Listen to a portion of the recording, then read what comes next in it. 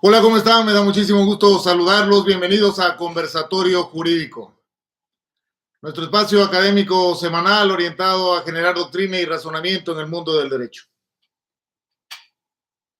Los invito cordialmente, para quienes se integran por primera vez, a que se suscriban a nuestro canal a fin de que reciban las notificaciones de toda la actividad académica. Nuestro encuentro todos los días jueves y viernes a las 20:30 de Ecuador. Bienvenidos, bienvenidas a todos quienes se integran a esta transmisión virtual en vivo desde las diferentes regiones de nuestro país y también de Latinoamérica. En esta ocasión continuamos con el estudio del Código Orgánico Integral Penal y de las instituciones que se encuentran especialmente en el ámbito del procedimiento penal. Nos ocupa el tema del procedimiento ordinario penal que se contiene en el Código Orgánico Integral Penal, en el libro segundo, en el título séptimo. Se denomina este título procedimiento ordinario y supone, a partir de esta normativa, un abordaje en torno a lo que se conoce como la teoría de la actividad procesal penal. Se denomina procedimiento ordinario este título, pero incluye tanto al procedimiento como al proceso penal ordinario. Y debemos determinar en prima fase que se denomina ordinario porque supone un esquema en el ámbito procesal de una estructura que se desarrolla generalmente con más de una audiencia. En este caso tenemos en el proceso penal ordinario 3 audiencias importantes que las vamos a estudiar en esta noche: la de formulación de cargos, la preparatoria de juicio y la de juicio. Pero estos esquemas ordinarios suponen el desarrollo procesal de todo el contenido en el espectro del ámbito procesal para poder desarrollar básicamente 2 momentos. Un momento previo al juicio o audiencias previas y el juicio. Ese es el esquema del procedimiento ordinario, a diferencia de los procedimientos especiales que se desarrollan siempre en una sola audiencia. Generalmente los procedimientos ordinarios permiten todo tipo de incidentes, varias posibilidades en torno a la impugnación, etc. En tanto que los procedimientos especiales se concretan sobre una tramitación más simple, como veremos posteriormente al momento de trabajar el tema de los procedimientos especiales en materia penal. El procedimiento ordinario inicia orientando las disposiciones normativas en torno a la fase de investigación previa. ¿Qué es la investigación previa? La investigación previa es un momento preprocesal, vale decir, antes del proceso, que se determina específicamente en torno al ejercicio de la investigación por parte del fiscal. La investigación de un hecho y de personas sospechosas que posiblemente han participado en el cometimiento de ese hecho. Adviertan ustedes que la fase de investigación previa se orienta hacia la investigación de hechos, no de delitos determinados todavía, sino de hechos. La determinación específica en torno a la investigación del delito se ubica en la etapa de instrucción. Se investiga hechos y se investiga a una persona que se la conoce doctrinariamente como sospechoso o también como investigado según la nomenclatura que utiliza nuestro Código Orgánico Integral Penal. Es decir, este ejercicio que le corresponde de manera privativa al fiscal de conformidad a lo dispuesto en el artículo 195 de la Constitución de la República, se orienta específicamente a la investigación, a la averiguación de un caso que llega a su conocimiento, siendo que se encuentra en investigación previa porque el fiscal en ese momento no tiene elementos suficientes que le permitan determinar que ese hecho es un delito, o existiendo los elementos de que ese hecho es un delito, no tiene elementos suficientes para poder establecer una imputación en contra de una persona. En estos supuestos específicos es que el fiscal debe mantener el caso en este momento preprocesal denominado investigación previa. Y es que justamente, conforme lo determina el artículo 589 del Código Orgánico Integral Penal, la finalidad de la investigación previa es la recolección de elementos de convicción. Pero, ante todo, lo que debemos tener muy claro es que en este momento preprocesal se construye lo que nosotros conocemos como teoría del caso. De hecho, el cimiento de la investigación previa es la determinación de una hipótesis específica para poder estructurar la teoría del caso. Pueden hacer con varias hipótesis, determinarse inicialmente varias teorías, pero estas se irán fortaleciendo o desvaneciendo con la misma investigación, hasta estructurar una sola teoría que pueda sostener el caso posteriormente al realizar ya una formulación de cargos y dar inicio a la primera etapa del proceso penal. Si no cuenta o no llegare a contar con estos elementos suficientes que le permitan realizar un ejercicio de imputación, el caso terminará en un archivo, como veremos posteriormente.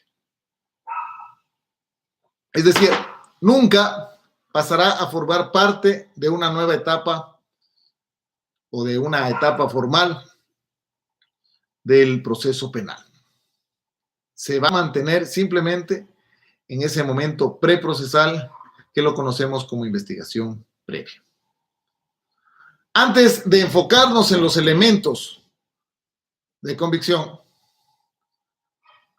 que son la tarea principal que se realiza en la investigación previa, debemos puntualizar que la investigación previa se genera sobre la base de antecedentes.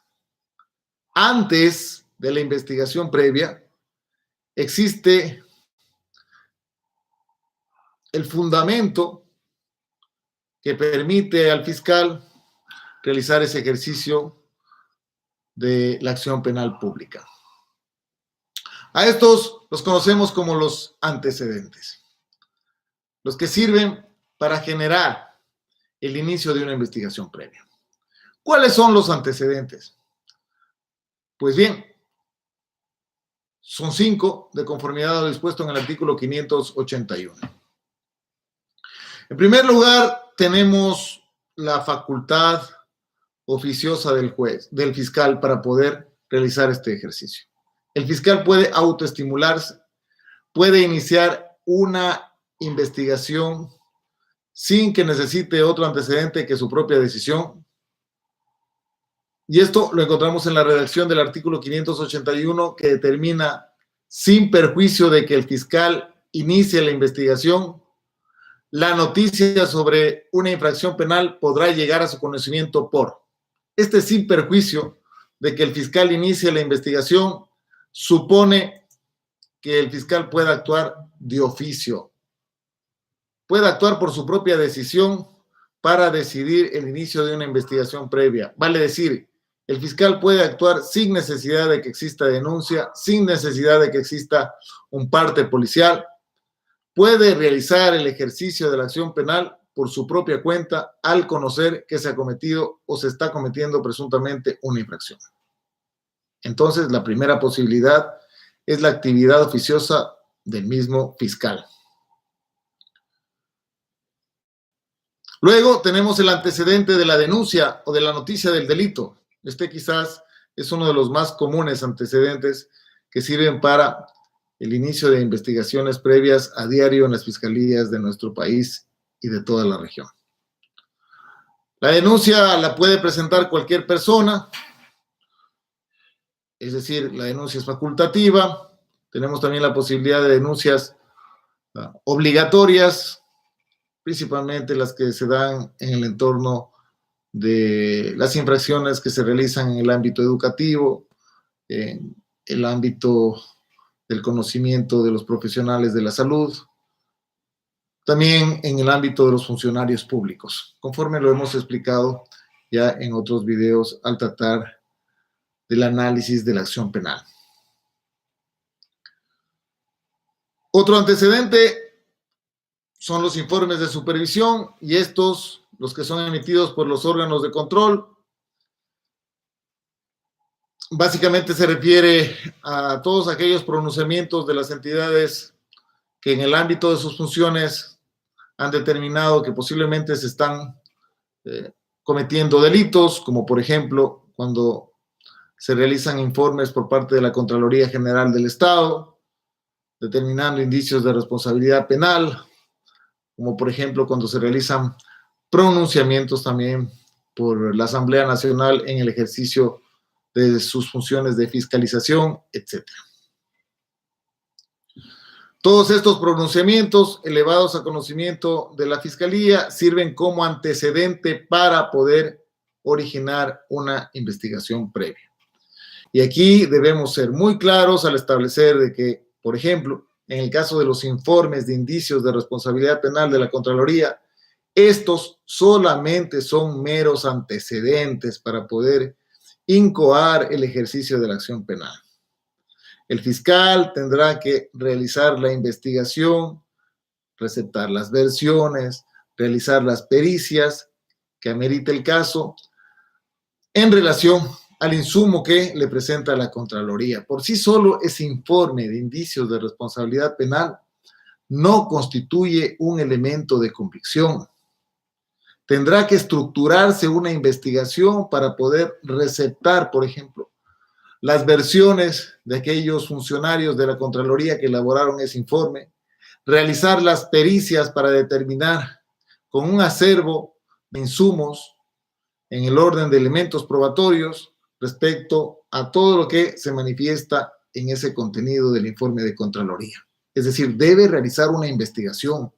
El fiscal no puede mantener ese caso simplemente contando con el informe de Contraloría como si este sería un elemento de convicción. Es solo un antecedente, dado que este informe de Contraloría se ha formado, se ha estructurado en el ámbito de las atribuciones que tiene la Contraloría General del Estado y no se ha determinado sobre la base de un ejercicio de investigación de la Fiscalía General del Estado. Debemos puntualizar aquí de que al momento no constituye un requisito de procedibilidad el informe de Contraloría para poder determinar el ejercicio de la acción penal en los casos de peculado y enriquecimiento ilícito. Y esto a propósito de la declaratoria de inconstitucionalidad por parte de la Corte Constitucional en el año 2019. Y tiene sentido en la medida de que la Fiscalía tiene la titularidad de la acción penal, del ejercicio de la acción penal pública. No puede depender de otra institución para poder realizar este ejercicio, como sucedía antes de esta declaratoria de inconstitucionalidad, en que se determinaba que de manera obligatoria constituía un presupuesto de procedibilidad, vale decir, sin el pronunciamiento de la Contraloría General del Estado, no se podía gestar el ejercicio de la acción penal, salvo que la Contraloría General del Estado realizaba este pronunciamiento a través del informe de indicios de responsabilidad penal. Solo ahí podía actuar el fiscal, lo que evidentemente estaba en contravención al marco constitucional que determina la titularidad en el ejercicio de la acción penal a cargo de la Fiscalía General del Estado. Tenemos otro antecedente que son las providencias judiciales. Esto, acorde a lo dispuesto en el artículo 581, número 3, las providencias judiciales pueden servir de antecedente para que el fiscal conozca del presunto cometimiento de un delito. Recordemos que las providencias básicamente se dividen en autos y sentencias. Los autos en autos de sustanciación e interlocutorios. Cuando la norma procesal que estamos analizando se refiere a autos, evidentemente se refiere a autos interlocutorios. Como por ejemplo, el auto de sobreseimiento, como por ejemplo el auto de llamamiento a juicio, etcétera. Son autos que resuelven sobre asuntos importantes del proceso sin que tomen una decisión de fondo, que es la que se toma en una sentencia. Pero no solamente se refiere a los autos que se dan o sentencias que se dan en el ámbito penal, se refiere a cualquier sentencia o auto en la órbita del derecho procesal, siempre y cuando, evidentemente, se haya determinado que posiblemente en ese caso que se está ventilando en una de las judicaturas del país, se establecen posibles elementos que hacen ver que se está cometiendo un delito y que el fiscal evidentemente debe investigarlo. Estos son los antecedentes que se determinan para poder gestar el inicio de la investigación previa. Con estos antecedentes, a más del parte policial, que no lo encontramos aquí en el artículo 581, pero sin embargo, redactado en el artículo 449 del Código Orgánico Integral Penal, forma parte de este aviso o de estas noticias de delito que pueden llegar a conocimiento del fiscal. Sirven para dar inicio a este momento preprocesal que inicia con una resolución del fiscal. Una resolución muy básica que determina que, por el antecedente que ha llegado a su conocimiento, resuelve dar inicio a la investigación previa. Y esta fecha es muy importante. Recuerden que la investigación previa tiene un tiempo de duración, tiene un plazo, como lo vamos a ver. Entonces, el plazo de la investigación previa se cuenta específicamente desde esta resolución de inicio. Cuando nosotros tenemos un expediente a la vista y encontramos que se han desarrollado varias actividades procesales en ese expediente, debemos tratar de ubicar primero el antecedente, cualquiera que este sea, denuncia, parte policial, o estos informes de supervisión o providencias judiciales.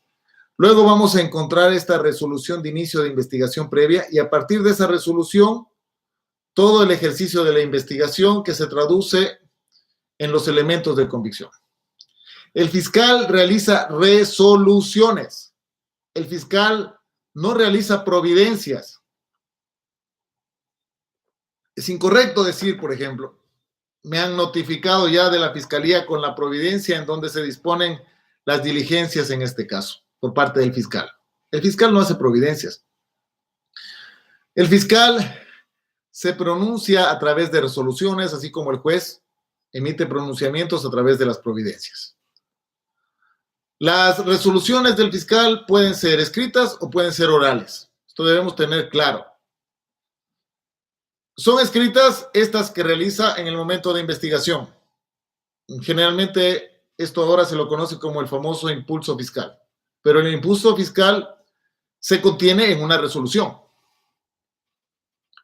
Una resolución que además tiene que sujetarse al principio de motivación. Para esto tenemos que remitirnos a lo dispuesto en el artículo 76, número 7, letra L de la Constitución de la República del Ecuador, que determina que todas las resoluciones, nótese que no se refiere solo a providencias, las providencias también son resoluciones, pero son resoluciones del juez.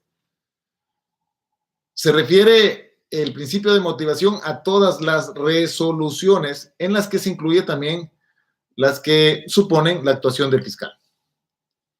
Las resoluciones entonces son escritas, estas, las que se dan en el curso de la sustanciación de los momentos que le corresponde al fiscal estar a cargo de la causa: el momento preprocesal de la investigación previa y el momento procesal de la instrucción. Son resoluciones orales aquellos pronunciamientos que el fiscal realiza en la audiencia. Por ejemplo, la formulación de cargos. Por ejemplo, la formulación de la acusación en la preparatoria de juicio. Por ejemplo, el impulso de la acusación en la audiencia de juicio. Estas son resoluciones orales que tiene o que está realizando el fiscal. Por ejemplo, es otra resolución oral, un requerimiento de una medida cautelar, el requerimiento de una prisión preventiva. Todos estos pronunciamientos que realiza a través del ejercicio de la oralidad en audiencia fiscal son resoluciones del fiscal. Para el caso que nos ocupa, en el momento preprocesal, el fiscal realiza resoluciones escritas. La primera, la que resuelve dar inicio a la investigación previa. Y a partir de esta, decía, va estructurando con ese antecedente las hipótesis que al final determinarán una sola teoría del caso. Con el acopio de estos elementos de convicción, el fiscal estructura su teoría de caso, pero también la defensa. Eso es importante determinar porque no solamente está en juego una hipótesis, sino que al momento de realizar un ejercicio de defensa, debe resaltarse que sobre la base de un ejercicio de defensa proactiva, se está determinando también en la estructuración de la investigación la teoría del caso de la defensa del investigado. Y esto debe ser así. Frente a la postura del ejercicio de la acción penal pública, en la cual el fiscal está acopiando estos elementos de convicción, estos deben orientarse tanto a los elementos de cargo como de descargo, acorde a lo dispuesto en el principio de objetividad que se consagra como principio procesal penal en el artículo 5, número 21 del Código Orgánico Integral Penal. El fiscal debe realizar sus actuaciones orientando la investigación tanto a lo que le sirve para posteriormente formular cargos o acusar, como también para lo que sirve para realizar un ejercicio de descargo, es decir, lo que le beneficia a la persona que está siendo investigada. De no hacerlo, de no proceder así, está simplemente el fiscal promoviendo un ejercicio de la acción penal en perjuicio del derecho a la defensa de la persona que está siendo investigada y posiblemente al momento de tratar los vicios que tienen que ver en orden a la vulneración al derecho a la defensa en la etapa preparatoria, se determinará la nulidad por esta actuación irregular del fiscal. Es decir, todo lo que el fiscal realiza, tanto en el ámbito preprocesal como procesal penal, tiene un control judicial. Este control judicial es la garantía. Por eso es que denominamos al juez de garantías penales. El juez es el encargado de controlar y tutelar en el momento oportuno que se cumpla con el debido proceso, básicamente con el principio de legalidad. Principio de legalidad adjetiva contenido en el artículo 76, número 3 de la Constitución, que supone que la investigación debe darse acorde al procedimiento previsto en nuestra legislación. Esta es la limitante para poder el fiscal desarrollar su actividad. Se recogen elementos de convicción. ¿Qué son los elementos de convicción? Son estas diligencias que dispone al fiscal en el ámbito de las declaraciones, versiones, de las pericias y de los documentos. En torno a esto, de manera monótona, es que gira todo el desarrollo de la investigación. Ciertamente orientada toda la actividad de investigación sobre la base de la teoría del caso. Si es que el fiscal y la defensa no cuentan con una teoría del caso, entonces no pueden desplegar un plan de investigación o lo que se conoce como el plan de acciones litigiosas, el famoso PAL. No desarrollamos un ejercicio técnico en la medida que la actividad que estemos realizando en la investigación está orientada al azar. Tenemos que determinar que las actuaciones que estemos realizando estén acorde a la postura que tengo en la causa. El fiscal realiza la investigación sobre la base de su hipótesis. La defensa tiene que orientar el requerimiento de diligencias a fin de ponderar su teoría del caso y confrontar la teoría del caso contrario. Nótese que la exigencia para la defensa supone por lo menos dos propósitos en el ámbito estratégico. El primero, determinar la actividad procesal tendiente a legitimar mi teoría del caso en la causa. Esto supone asumir una postura de carga probatoria, que en ese momento se traduce solo en elementos probatorios o elementos de convicción. Que por el principio de permanencia, estos elementos de convicción van a llegar, de ser el caso, al juicio, y ahí alcanzarán un rango de prueba de conformidad a lo dispuesto en el artículo 454, número 1 del Código Orgánico Integral Penal, una vez que sean presentados y sean valorados en el juicio. Sin embargo, este momento preprocesal es fundamental. Ninguna defensa, ningún defensor en la investigación previa quiere llegar a juicio. Evidentemente, la defensa se trabaja sobre el estándar menor o el estándar mínimo, como lo denomino yo. Si estamos en la investigación previa como defensa, lo que vamos a buscar es un archivo. Si estamos en la instrucción, este estándar mínimo orienta a buscar que el fiscal emita un dictamen abstentivo o que, si el fiscal no llega a convencerse o a asumir mi teoría del caso como defensa, buscaré un sobreseimiento tratando de lograr el convencimiento del juez. Y solamente en estos supuestos, cuando no he podido lograr esos fines como defensa, pues llegaremos a juicio para tratar de conseguir una sentencia confirmatoria de inocencia. Ese es el estándar sobre el cual se debe orientar la actividad procesal desde la perspectiva de la defensa. Entonces, los elementos de convicción suponen un acopio de elementos probatorios que se estructuran sobre la base de una diligencia más un aporte. Esto es lo que contienen los elementos de convicción. La diligencia, dispone la diligencia, la versión. Esa declaración tiene que relacionarse con el caso que nos ocupa, a fin de constituirse como un elemento de cargo o de descargo. Dispone la pericia, esa pericia es la diligencia. Por sí sola no es un elemento de convicción. La pericia, para que sea un elemento de convicción, debe contener en su peritaje un aporte que constituya un cargo o un descargo.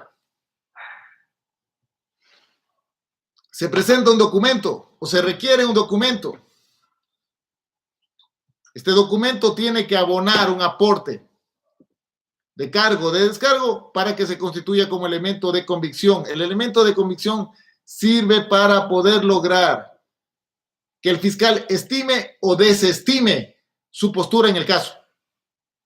Por eso es que se denomina elemento de convicción, porque busca que el fiscal asuma una postura, sea una postura de acusación o sea una a favor de la persona que está siendo investigada. Y esto lícitamente sobre la base del ejercicio del derecho a la defensa que se tiene en este momento preprocesal. Si es que se disponen diligencias y estas no determinan un aporte, por ejemplo, se dispone la extracción de la información del CD que han proporcionado las cámaras de videovigilancia del ECU 911 en el lugar de la infracción. Y luego de realizarse la pericia, se determina que estas no tienen ninguna imagen, porque en ese momento no estaban funcionando. Entonces, esto no es elemento de convicción. El fiscal no lo puede citar, no lo puede referir al momento en que está formulando cargos, por ejemplo, o está realizando un dictamen acusatorio, porque esto no aporta en nada a la investigación. Es una simple diligencia que no llegó a estructurar un elemento de convicción. Tenemos claro entonces que en este entorno específico, uno de los importantes componentes en cuanto a estos elementos de convicción, sin duda, son las declaraciones. ¿Quién declara en la investigación previa? Pues declaran testigos, estos pueden ser legos o expertos, declara la víctima, declara el sospechoso. ¿Cuándo debe declarar la víctima? ¿Cuándo debe declarar el sospechoso? ¿Cuándo deben declarar los testigos? Cuando lo dispone el fiscal. Ciertamente, respecto a esto, debemos considerar lo que dice el profesor Steven Goldberg en mi primer juicio oral. El defensor, el litigante, lo asemeja con una obra teatral en la que el director es el que se encarga de todo lo que sucede alrededor de la obra. Lo mismo pasa en el ámbito procesal. El litigante, el defensor, debe controlar el ritmo procesal, el ritmo preprocesal. ¿Cuándo debe declarar la víctima? De manera estratégica, la víctima debe declarar lo más cercano al tiempo en que se inicia la investigación. De hecho, existen recursos que permite el mismo Código Orgánico Integral Penal, no solamente para receptar su versión, sino también para poder canalizar su testimonio anticipado, lo cual considero que se trata de un ejercicio de prueba prematuro, pero nuestra legislación lo permite. Realizar la declaración a través de un testimonio anticipado es ciertamente uno de los ejes estratégicos que puede activar el fiscal al momento en que está realizando la investigación. Y en ese caso no solamente cuenta con un elemento de convicción, sino con un testimonio anticipado, cuenta ya con prueba específica que presiona fuertemente para el inicio ya de la instrucción o de la primera etapa del proceso penal. Pueden también declarar los testigos. Puede declarar el sospechoso. Estratégicamente, la declaración del investigado o sospechoso siempre debe tratar de ubicársela al final de la investigación. Al inicio resulta ser que se trata de un momento en que todavía no se han recopilado elementos que pueden corroborar la historia de esa persona que está siendo investigada. Ciertamente resulta más contundente acopiar elementos antes, que declaren testigos antes, que se realicen pericias antes de la declaración de la persona investigada, para al final realizar el ejercicio del derecho a la defensa material por parte de esta persona que al momento funge como un sospechoso. Estas versiones se realizan ante el fiscal, y esto sí debo resaltarlo porque la declaración debe recetarle el fiscal, no el asistente del fiscal, no el secretario del fiscal.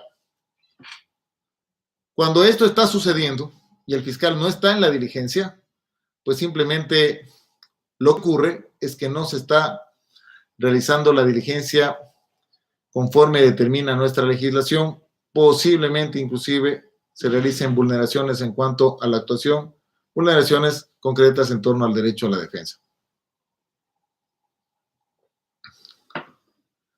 Esta declaración debe realizarse de manera libre y voluntaria. Es necesario determinar que la metodología de la investigación supone que la persona informe los hechos, relate los hechos de manera libre y voluntaria, y luego, generalmente lo que ocurre es que el fiscal realiza preguntas, la defensa realiza preguntas, la parte de la víctima, si se encuentra con defensa técnica, también puede realizar preguntas, es decir, se da un ejercicio del derecho a la contradicción. Aquí hay algunos puntos importantes. La declaración no puede ser conducida. Es conducida en la medida que la persona está declarando, relatando los hechos, y la persona que está receptando su declaración, que en algunos casos, como digo, es un funcionario con jerarquía menor que la que tiene el fiscal, y le va preguntando mientras está declarando, pero sin que haga constar preguntas en ese momento. Solamente le va diciendo y conduciendo su declaración. La persona dice, por ejemplo, que estuvo en la cooperativa Santa Marta. Mientras se le está recetando la declaración, le dice, pero ¿en qué calle específica? ¿En dónde específicamente? ¿Con quién estuvo? Todas estas posturas determinan que esa declaración no sea libre y voluntaria. Si quiere realizar preguntas, debe realizarlas al final de la intervención. Esto debe ser puntualizado por la defensa. No se puede conducir esta diligencia en ese momento específico cuando está rindiendo una declaración libre y voluntaria. Si tiene inquietudes, déjelo terminar y al final formula las preguntas que sean del caso. Las preguntas que se realizan pueden ser objeto del ejercicio de lo dispuesto en el artículo 569 del Código Orgánico Integral Penal. Estas preguntas que se realizan a los testigos, a la víctima, al investigado en la investigación previa, ¿pueden ser materia de objeción? La respuesta es sí. Nuestra legislación orgánica integral penal, y no solamente esta, sino también la Constitución, en el artículo 168, número 6, determina la posibilidad de cuestionar todo lo que vulnere el debido proceso. No se ubica la objeción únicamente como un ejercicio que se realiza en el juicio. Ojo, ciertamente, cuando se objeta, el fiscal suele creer que está a cargo de calificar la objeción.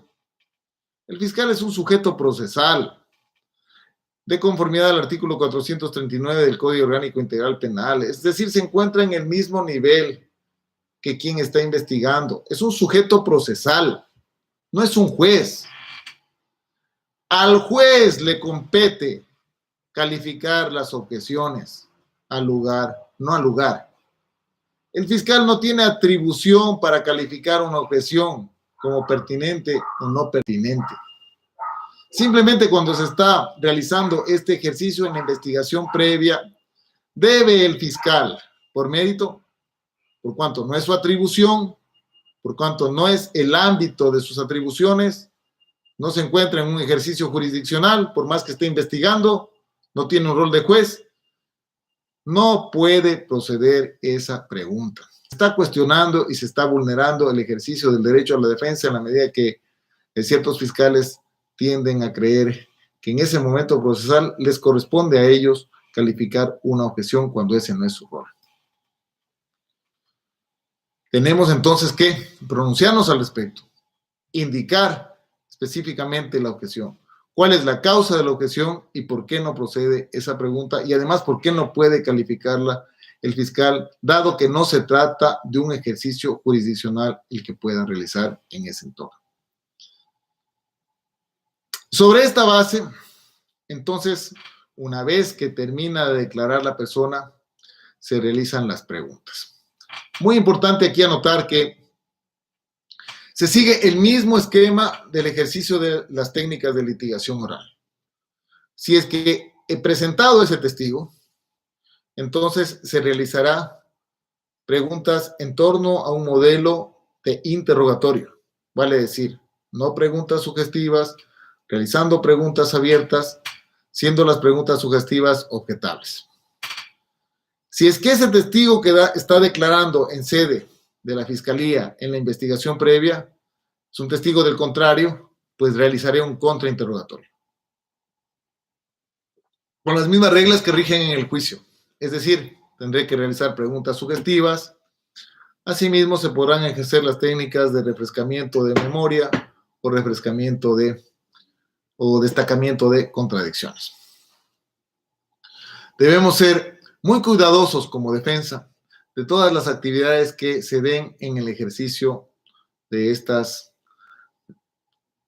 versiones que se desarrollan al momento de la investigación preprocesal. ¿El investigado debe declarar cuando está convocado? Dependerá de la estrategia.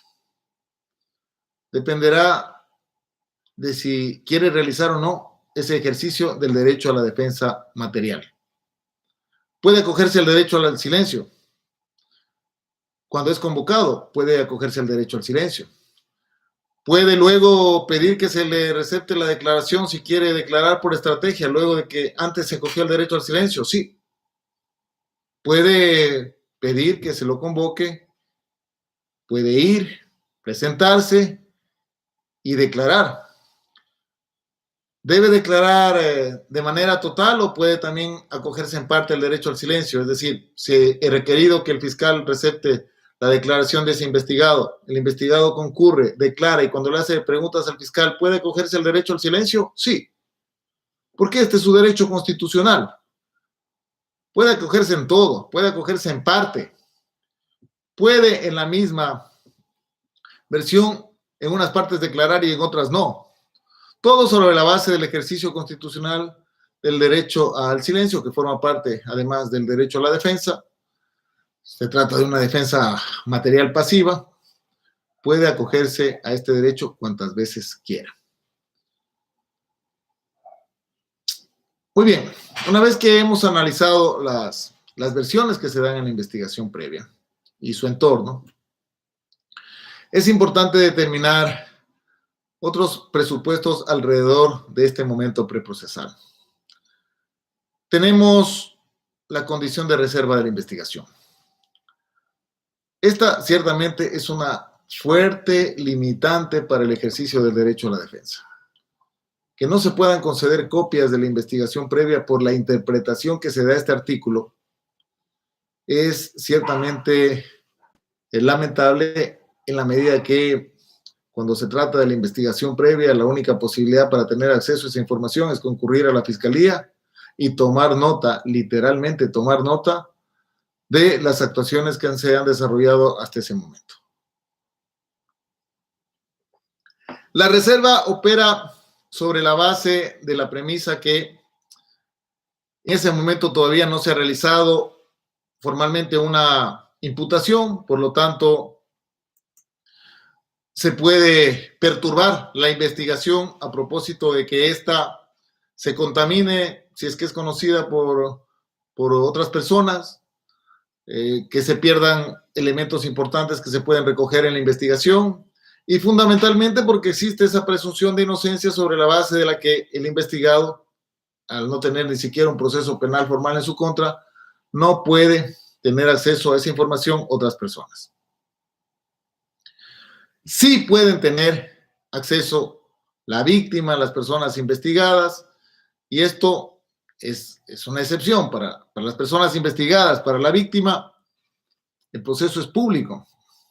Es reservada la investigación para terceros. Debemos resaltar que esta información no se puede divulgar, no se puede hacer conocer a la ciudadanía. Llama la atención que cuando nosotros a diario vemos los noticieros, especialmente los noticieros que se refieren a crónicas policiales, a crónicas judiciales, se advierte que ciertos funcionarios, no necesariamente funcionarios de la Fiscalía, sino funcionarios a cargo de la investigación, indican públicamente cómo está avanzando esa investigación, qué diligencias se han realizado en esa investigación, lo cual ciertamente vulnera este principio de reserva, inclusive podría enmarcarse en uno de los delitos que al respecto se concretan en el mismo Código Orgánico Integral Penal, por revelar información que se encuentra bajo el manto de reserva.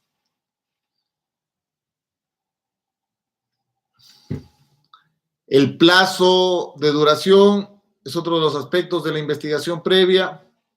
Como les dije, el plazo de duración se refiere a plazo, ojo, todos los días, corren todos los días, no solamente días hábiles, sino también fines de semana y feriados. El plazo de duración de la investigación previa se lo cuenta desde esa resolución de inicio de la investigación previa. Es decir, debemos considerar que en una causa pueden tenerse a la vista varias fechas. Una fecha en que se cometió el delito, una fecha en que se presentó la denuncia y tenemos la fecha en que se resolvió el inicio de la investigación previa. 3 fechas. El delito se cometió el 10 de marzo, la denuncia se la presentó en la Fiscalía el 11 de marzo y se inició la investigación previa el 12 de marzo. 3 fechas distintas. ¿Con cuál de estas fechas se da inicio a esta investigación previa? Se da inicio a la investigación previa una vez que se conoce el antecedente y se emite esta resolución de inicio de la investigación previa. ¿Con cuál de estas fechas contamos el plazo de la investigación? Con esta fecha, la última, la del 12 de marzo, en que se inició la investigación previa. Y lo contamos dependiendo la pena, el estándar punitivo del delito. La pena es la que determina el tiempo que va a durar esa investigación previa. Me refiero a la pena del delito o presunto delito que se está investigando.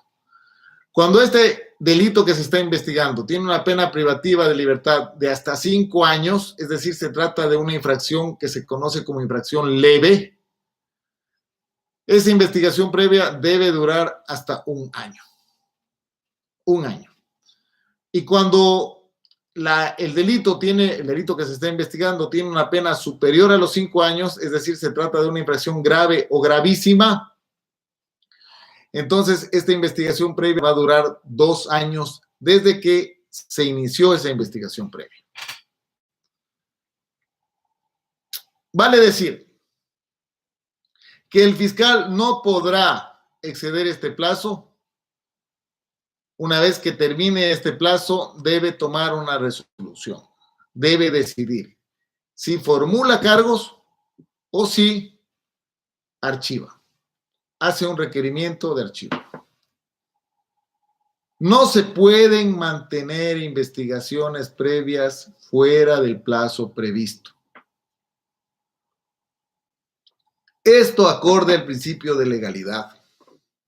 Legalidad objetiva, insisto, consagrada en el artículo 76, número 3 de la Constitución de la República. En algunos casos, se advierte que algunos fiscales mantienen investigaciones previas con un tiempo superior al plazo determinado en el artículo 585. Sustentando para tal efecto que pueden mantener la investigación mientras el delito no ha prescrito, lo cual es incorrecto. La prescripción es una figura distinta al plazo de duración que le impone el Código Orgánico Integral Penal para que pueda mantener esa investigación. De hecho, el artículo 586, número 1 del Código Orgánico Integral Penal determina que si se ha excedido el plazo y no se han obtenido elementos suficientes para la formulación de cargos, procede el archivo. Sin duda, esta redacción es una redacción que se contrapone con el principio de legalidad. En lugar de decir cuando se ha excedido el plazo señalado, debería decir cuando se ha cumplido el plazo. Deberá el fiscal requerir el archivo cuando no tenga elementos suficientes para formular cargos. Esto es importante en la medida que la investigación previa tiene un plazo de duración y un plazo que inicia y termina, como los productos de consumo. Tiene una fecha de expiración y una de elaboración. Asimismo, acá, en el ámbito procesal, la investigación previa tiene una fecha específica de nacimiento y de finalización que debe respetar el fiscal acorde al principio de legalidad.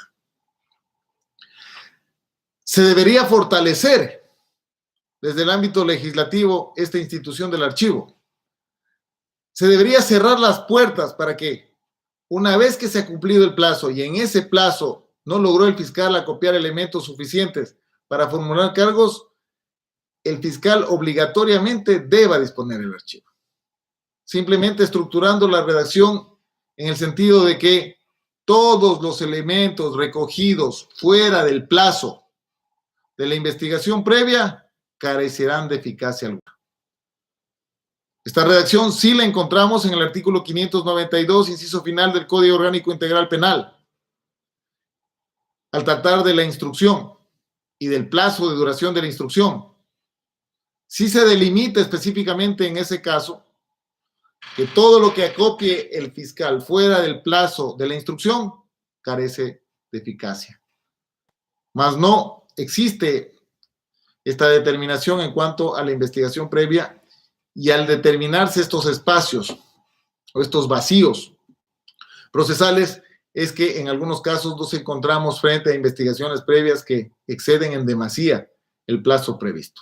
No duran un año, debiendo durar un año, duran hasta 2 años, 3 años.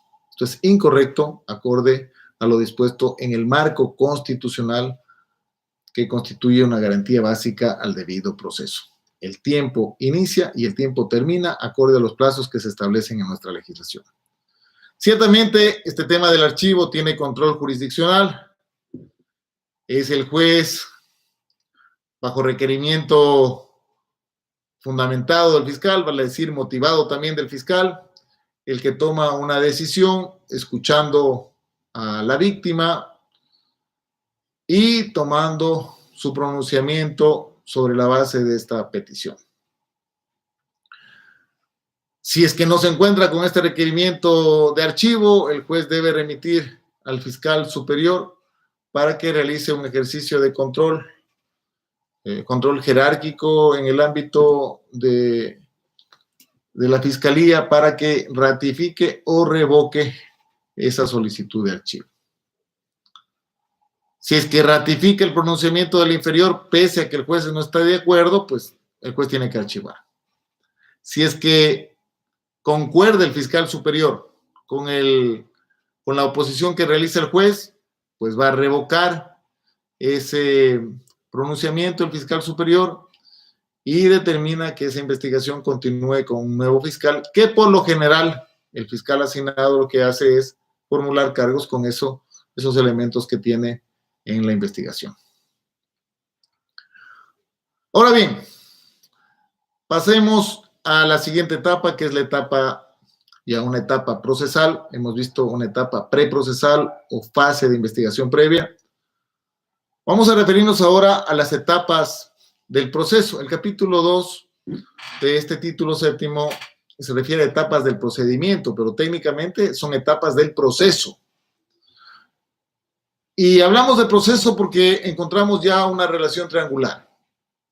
Tenemos ya específicamente en este caso el fiscal con una postura que formula cargos realizando una imputación, tenemos a una defensa y tenemos a un tercero independiente, imparcial e imparcial, que es el juez a cargo del control ya jurisdiccional desde ese momento procesal.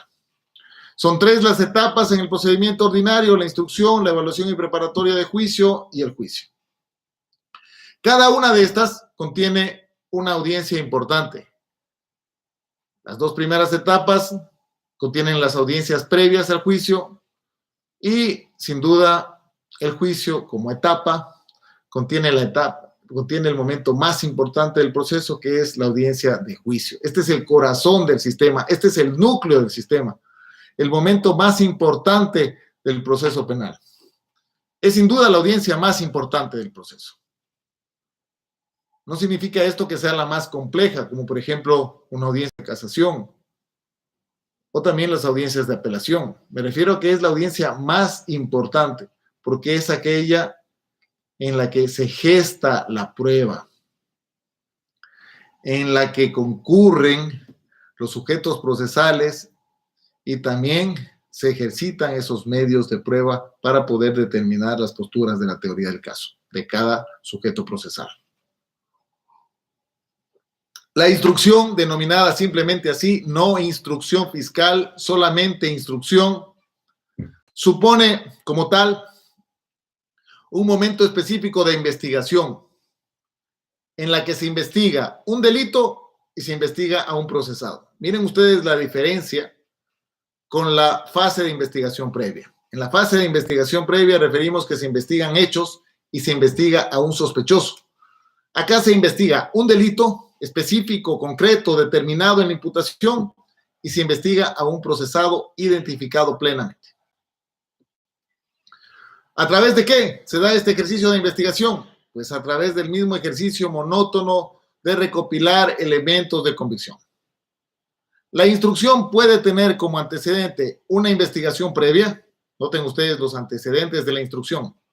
puede tener una instrucción, una investigación previa, o también esta instrucción como etapa puede tener como antecedente una flagrancia.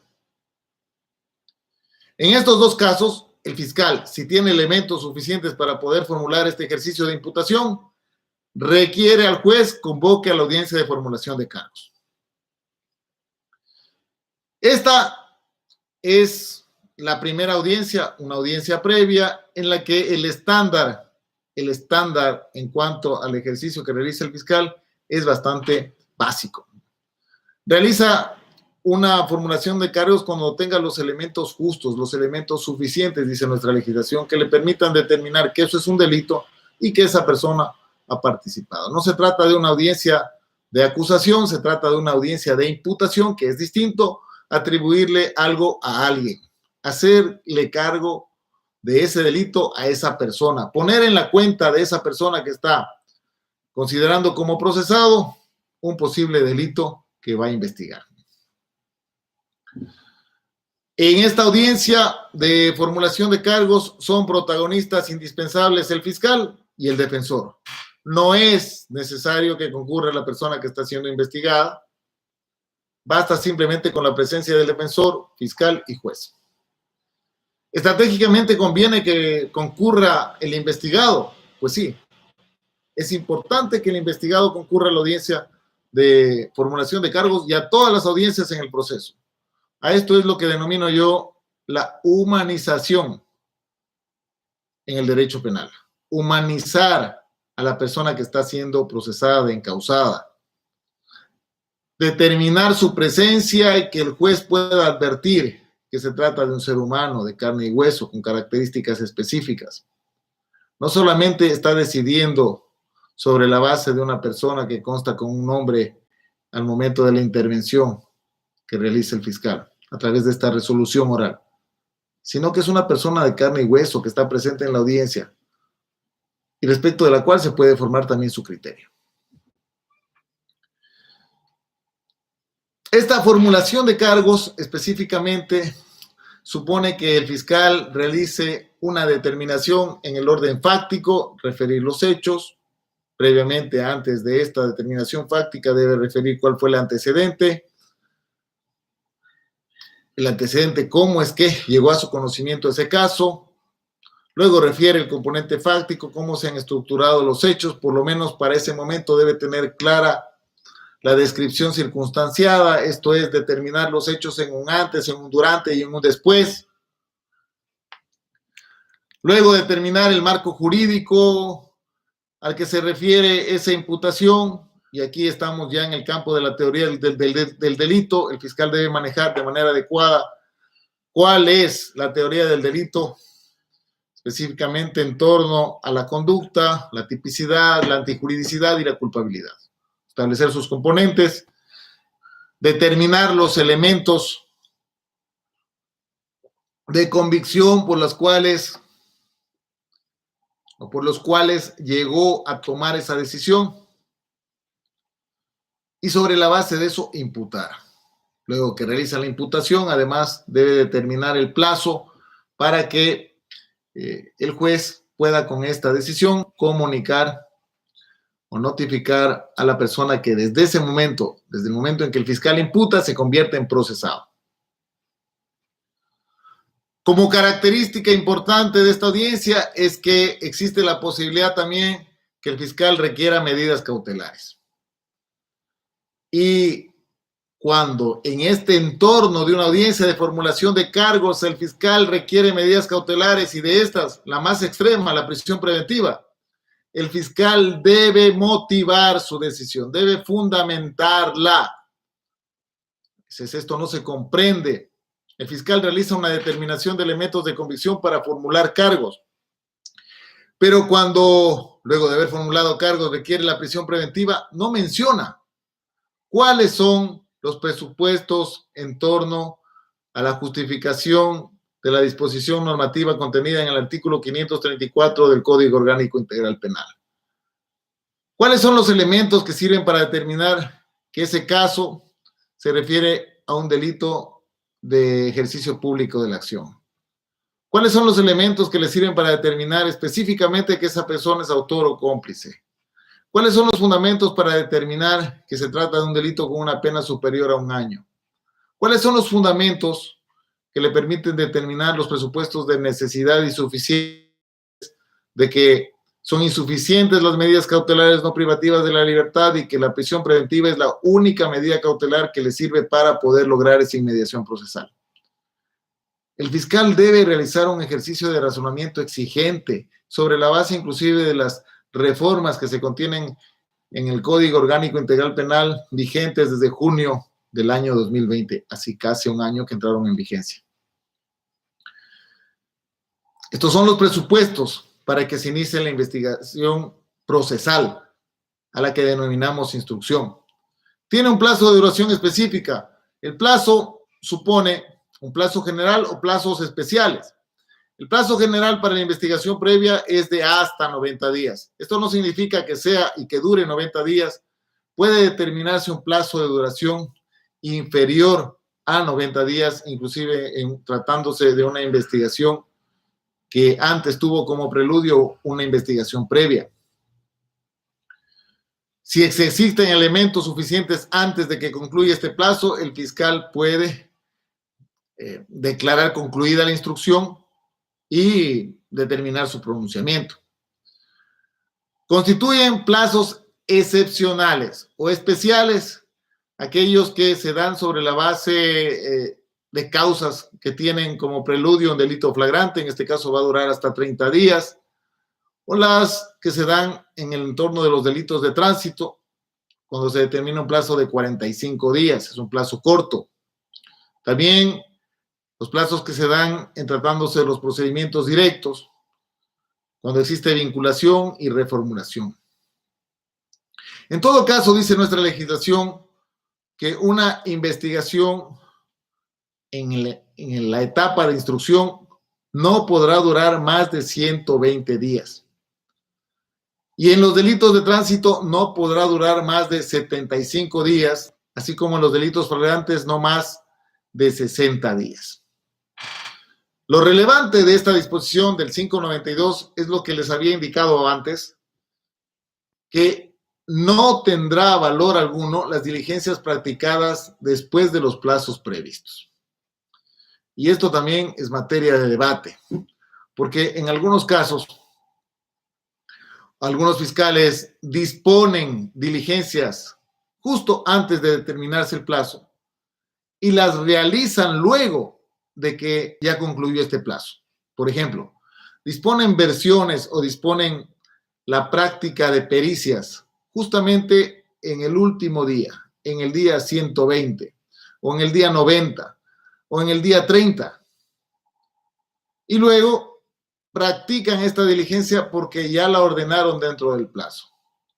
Esto es una vulneración al principio de legalidad y por lo tanto una vulneración a la garantía básica del debido proceso que debe alegarse en el momento procesal oportuno. Esto es en la audiencia preparatoria de juicio. Sobre la base de esto es que debemos considerar que estos plazos son fatales. Una vez que se ha cumplido con el marco del plazo previsto, en ese momento termina la posibilidad para que el fiscal pueda continuar realizando diligencias, pueda continuar realizando actuaciones en torno a este ejercicio. Además, en la misma estructura de la instrucción como etapa procesal, tenemos las posibilidades de vincular a la instrucción o de reformular cargos. Estas dos son situaciones que se permiten en el ejercicio de ese principio de oportunidad que tiene el fiscal, especialmente este característico en el modelo acusatorio. La vinculación a la instrucción supone incorporar a otro participante en la causa en calidad de procesado. Y es que no pueden convivir en una instrucción personas que están siendo procesadas y otros que tienen la calidad de sospechosos. En la instrucción únicamente tenemos procesados. Si el fiscal tiene alguna sospecha fuerte en contra de una persona que aparece en el proceso, pues la única forma, la única posibilidad para poderlo investigar es procesándolo. Debe pedir la vinculación, y esto a partir de lo previsto en el artículo 593 del Código Orgánico Integral Penal. La reformulación de cargos supone también una audiencia, al igual que la vinculación. En la reformulación de cargos lo que puede mutar es el derecho, no los hechos. Los hechos no pueden cambiar, no pueden mutar, y esto sobre la base del principio de inmutabilidad fáctica. Los hechos son inmutables. Lo que puede cambiar es el derecho, y esto específicamente en torno a la imputación, el tipo penal, por regla general, la calificación jurídica de la imputación, determina el artículo 596. Con la misma estructura, por cierto, de una audiencia de formulación de cargos, ¿quiénes son los protagonistas o sujetos procesales indispensables en una audiencia de formulación de cargos? Pues son básicamente el fiscal, el abogado defensor de la persona procesada y el juez. No es obligatoria la presencia de la persona que está siendo procesada. Pero como les dije, estratégicamente sí es pertinente su participación. La conclusión de la instrucción se da sobre la base del cumplimiento del plazo. Concluye el plazo y el fiscal debe dar por concluida esa investigación para poder tomar una decisión. Una decisión que se orienta hacia la acusación o se orienta también hacia una posibilidad de abstenerse de acusar. Estas son las dos formas de terminar con una instrucción. Si se abstiene de acusar, emite un dictamen abstentivo que lo debe realizar por escrito. Y si acusa, debe requerir que se convoque a la audiencia de formulación de cargos. Si el fiscal, pese a que concluyó el plazo, no declara concluida esa instrucción, tiene que hacerse un requerimiento al juez para que exista este requerimiento por parte del juez y se dé una conclusión de la instrucción por decisión judicial. Esto ciertamente debería tener repercusiones en el ámbito administrativo, es decir, debería por lo menos existir un llamado de atención para ese fiscal que no está cumpliendo con su obligación de declarar concluida la instrucción dentro del plazo previsto. El dictamen fiscal puede ser de 3 clases, puede ser abstentivo, que como les dije es por escrito, acusatorio, que es el que se formula en una audiencia preparatoria de juicio, y puede ser mixto, cuando acusa a unas personas y se abstiene de acusar a otras. Esto es cuando existe más de una persona procesada. Hasta aquí el análisis en torno a la fase de investigación previa y también a la primera etapa del proceso penal. Sin duda existe mucho material para analizar respecto al procedimiento penal ordinario. Y en virtud del tiempo, dado que hemos superado 1 hora de intervención, vamos por esta vez a realizar una segunda parte de este tema la próxima semana, el día jueves, para poder analizar tanto la audiencia preparatoria de juicio como la de juicio en el marco de este contexto del procedimiento penal ordinario. Les agradezco muchísimo por su participación. Hemos tenido casa llena en este conversatorio, más de 30 personas conectadas de todo el país. Espero que les haya gustado este análisis y los espero para que puedan compartir la segunda parte de este conversatorio la próxima semana, el día jueves. Mañana realizaremos un nuevo conversatorio jurídico con un profesor invitado, como cada día viernes a las 20:30. Les envío un abrazo fortísimo, espero que se encuentren muy bien y los veré, si Dios permite, el día de mañana en este mismo espacio a las 20:30. Hasta pronto, queridos amigos, queridas amigas. Buenas noches.